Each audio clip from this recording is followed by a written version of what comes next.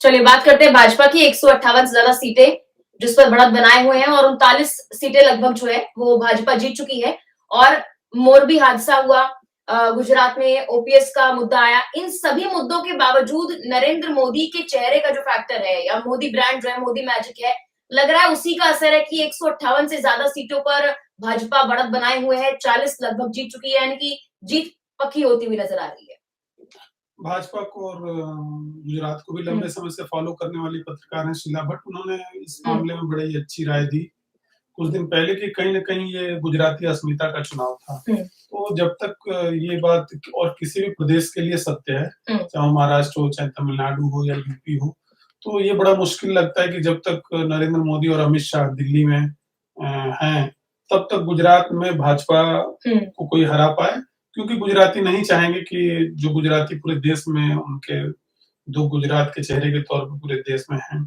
प्रधानमंत्री और गृह मंत्री के तौर पे उनकी मिट्टी पलीद हो या उनकी इज्जत खराब हो। इसलिए आप देख रही होंगी कि मोदी जी के टाइम में भी जितने सीटें मिली, तो क्योंकि वो सामान्य चुनाव थे कि जीत हार सामान्य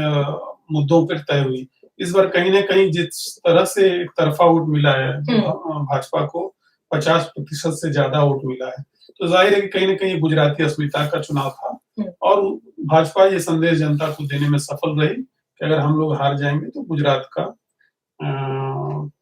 की इज्जत जो है हो सकता है राष्ट्रीय परिदृश्य में कम हो। प्रधानमंत्री नरेंद्र मोदी ने चुनावों के दौरान एक बात कही थी, उसमें ये कहा था कि जो भूपेंद्र है वो नरेंद्र का रिकॉर्ड भी तोड़ देंगे, लेकिन भाजपा ना सिर्फ खुद अपना ही रिकॉर्ड तोड़ती हुई नजर आ रही है बल्कि कांग्रेस का 1985 का रिकॉर्ड भी तोड़ते हुए नजर आ रही है। 140 से ज्यादा सीटें उस वक्त कांग्रेस ने जीती थी और तब से अब तक ये रिकॉर्ड कांग्रेस का कोई तोड़ नहीं पा रहा था। पिछले अगर 2002 से भी चुनाव की बात की जाए तो कांग्रेस का जो वोट परसेंट और सीट है वो लगातार बढ़ रही थी, लेकिन भाजपा का वोट शेयर और 2002 से जो आंकड़ा है सीट्स का वो लगातार कम होता हुआ नजर आ रहा था। उसके बावजूद क्या ऐसा बड़ा फैक्टर इस बार गुजरात चुनाव में लगता है कि भाजपा ने ना सिर्फ अपना और कांग्रेस का रिकॉर्ड तोड़ा है बल्कि बम्पर जीत के साथ जो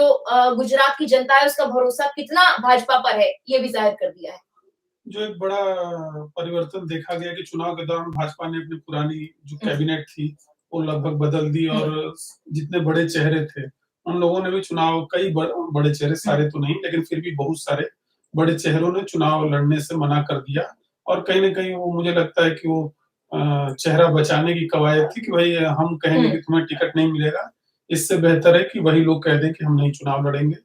तो लोगों ने उस वक़्त कहा था कि ये पीढ़ीगत परिवर्तन है, भाजपा जो है जनता को ये बताना चाहती है कि हम नई पीढ़ी लेकर आ रहे हैं, नया नेतृत्व लेकर आ रहे हैं और जो आपकी शिकायतें रह गई होंगी हम उसको दूर करेंगे। तो कहीं न कहीं जनता ने, इसमें हार्दिक पटेल जैसे भी नेता पार्टी में भी आए, तो कहीं न कहीं जनता ने इस चीज़ को स्वीकार किया है या अवसर दिया है कि हम आपके जो नए नेता हैं, उन पे विश्वास कर रहे हैं। एक और बड़ी चीज इस चुनाव में देखी गई कि पिछले चुनावों में ग्रामीण क्षेत्रों में भाजपा अच्छा प्रदर्शन नहीं कर पाई थी और वो जो सीट्स थी वो कांग्रेस के पास चली गई। लेकिन इस बार आम आदमी पार्टी के आने से कांग्रेस के लिए कंपटीशन ज्यादा बढ़ गया, भाजपा को फायदा ज्यादा मिला। लेकिन ऐसा लग रहा है ग्रामीण क्षेत्रों के लिए भाजपा ने जो फोकस तैयार किया था, जो रणनीति तैयार की थी, बिल्कुल सही तरीके से उसको उन्होंने आजमाया है और वो परिणाम ग्रामीण क्षेत्रों में भी भाजपा को मिलते हुए नजर आ रहे हैं। और अभी तक जो रुझान सामने आ रहा है उसमें ग्रामीण क्षेत्रों में भी भाजपा बढ़त बनाए हुए है, यानी कि पिछली बार के चुनाव से सीख ली भाजपा ने और उस पर काम किया। ये तो अब सर्वज्ञात है कि भाजपा 24 घंटे 24x7 जिसको कहते हैं कि वो दिन के 24 घंटे हफ्ते के 7 दिन और साल के 365 दिन जो है चुनाव की तैयारी करती रहती है और संगठन के शीर्ष से लेकर नीचे कार्यकर्ता तक। और इसके सबसे बड़े उदाहरण है पीएम मोदी कि पीएम मोदी जितना चुनाव में रुचि लेते हैं या जितनी रैलियां करते हैं दूसरी पार्टी के नेता शायद उतनी कभी नहीं करते हैं। और कुछ लोग उनके विपक्षी ये भी कहते हैं कि भाई देश का काम छोड़ के प्रचार कर रहे हैं, लेकिन कहीं न कहीं ये जैसे आज एक नेता, भाजपा नेता ने कहा कि प्रधानमंत्री भी एक कार्यकर्ता है, तो ये कार्यकर्ता भाव जो है वो कहीं न कहीं मोदी जो है संदेश देते हैं लोगों को कि संगठन बड़ा है और संगठन की जीत हार जो है किसी व्यक्ति के सुविधा या अन्य चीजों से बड़ी है। तो भाजपा ग्रामीण जैसा कि आया ही था कि भाजपा जिन सीटों में कम अंतर से पिछली बार हार गई थी, उस पे उसने विशेष रूप से ध्यान दिया है और अपने जैसे आया था कि गुजरात में उन्होंने पहले पन्ना प्रमुख बनाते थे कि जो एक मतदाता सूची का एक पन्ना होता है उसके लिए एक व्यक्ति को वो नियुक्त करते थे कि भाई इन सभी वोटरों को या सभी मतदाताओं को बूथ तक लाना और भाजपा के पक्ष में वोट दिलवाना आपका काम है। तो इस बार बड़े व्यापक रूप से उसकी चर्चा हुई थी कि पन्ना समिति बना दी कि एक पन्ने पे कम से कम 4 लोग, 5 लोग या ज्यादा लोग, जितने लोग की भी समिति होती हो,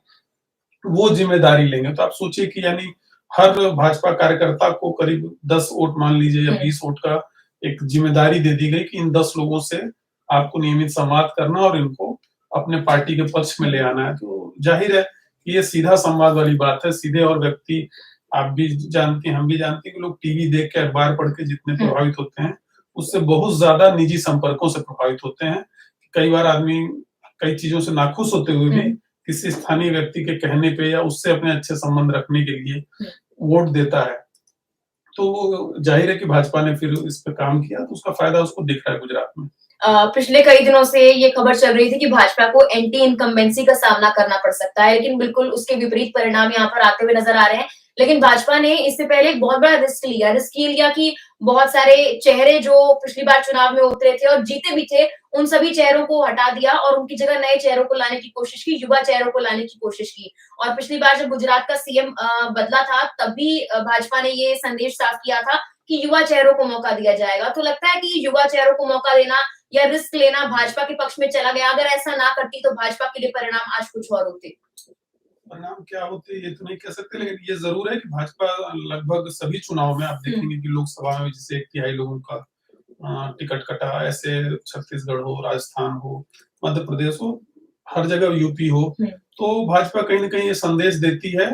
नेताओं के अंदर भी और जनता के अंदर भी कि हम लोग मूल्यांकन करते हैं और जो अच्छा प्रदर्शन करता है उसी को दोबारा टिकट देते हैं। जो खराब प्रदर्शन करेगा, जिससे जनता नाखुश है, उसका टिकट कट जाएगा। तो कहीं ना कहीं ये जनता का एक तरीके से आप कह लीजिए उसके अहम की तुष्टि भी है कि जनता मान लीजिए नेता से नाराज है, तो उसके मन की बात होगी कि भाई तुम नेता से नाराज हो, नेता बदल दे रहे हैं, पार्टी मत बदलो। तो कहीं ना कहीं ये भाजपा के पक्ष में जाता है। और अगर आप व्यवहारिक तौर पे देखें तो ऐसा होना भी चाहिए। कोई आदमी अगर 5 साल तक विधायक या सांसद रहा है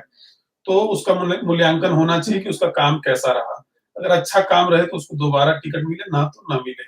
अब ये है आदर्श स्थिति, लेकिन भाजपा क्यों करती है, कैसे करती है, अंदर खाने क्या है नहीं पता, लेकिन इसका जो असर है वो हर चुनाव में भाजपा के फेवर में दिख रहा है। और जनता में भी मुझे लगता है कि जनता इसको सकारात्मक तौर पे लेती है। ये भी देखा गया कि बगावत को कैसे भाजपा हैंडल करती है, उसका सबसे बड़ा एग्जाम्पल, उदाहरण जो है वो गुजरात ही नजर आ रहा है। क्योंकि माना जा रहा था जब इतनी सारी टिकट काट दी गई है तो बगावत बहुत ज्यादा होगी, लेकिन उस बगावत को कैसे अंदर खाने बंद कर दिया गया, या फिर जो बड़े चेहरे उन्होंने सामने आकर खुद ही ये मान लिया कि हम चुनाव नहीं लड़ेंगे। और बाकी पार्टियों में ये देखा गया कि जहां जहां टिकट कटी, जो लोग हैं उन्होंने पाला बदलना शुरू कर दिया, दूसरी पार्टियों को रुख करना शुरू कर दिया। लेकिन भाजपा में इतने बड़े पैमाने पर जब टिकट कटे, तब भी ऐसा कुछ भी देखा नहीं गया गुजरात में कि किसी ने पाला बदल दिया या पार्टी बदल ली, बल्कि उन्होंने भाजपा के लिए किसी और तरीके से कैंपेनिंग करना शुरू कर दी, ये कहकर कि हम चुनाव नहीं लड़ेंगे क्योंकि हम चाहते हैं कि जो और लोग हैं उनको मौका मिले। ये देखिए, भाजपा हो चाहे पहले जैसे कांग्रेस थी एक जमाने में 30-40 साल पहले, तो जो भी संगठन बहुत ज्यादा मजबूत है, भाजपा बहुत मजबूत संगठन है। तो एक व्यक्ति संगठन के खिलाफ खड़ा होकर भी बहुत असर नहीं डाल सकता, बशर्ते वो बहुत ज्यादा लोकप्रिय ना हो। तो ऐसे नेता अब आज के जमाने में तो सही में बहुत कम रह गए हैं कि जो सही में जनता से उनका सीधा जुड़ाव हो। तो जैसे हिमाचल में आप देखिए कि कुछ बागी जो है अच्छा कर रहे हैं, तो जाहिर है कि जो जनता से जुड़ा हुआ है वो तो ये जोखिम उठा सकता है। लेकिन जिसको पार्टी के वोटरों का सहारा, और आप हर लगभग दल में है कि लोग कई बार संगठन को वोट देते हैं क्योंकि संगठन की विचारधारा से सहमत होते हैं, और कोई भी उम्मीदवार लड़े वो उसको मतदान देते हैं। कई बार ऐसा होता है कि प्रत्याशी को देख कर देते हैं। तो ये ऐसा बैलेंस है, तो मान के चल सकते हैं कि गुजरात में जो है ज्यादातर नेता जो चुप रह गए, उनको इस बात का अंदेशा था या अंदाजा था कि वो पार्टी से भारी नहीं पड़ पाएंगे। जिनको लगा होगा कि वो पार्टी पर भारी पड़ सकते हैं, उन्होंने फिर अपना निर्दलीय या अन्य दलों से टिकट लेकर चुनाव लड़ा।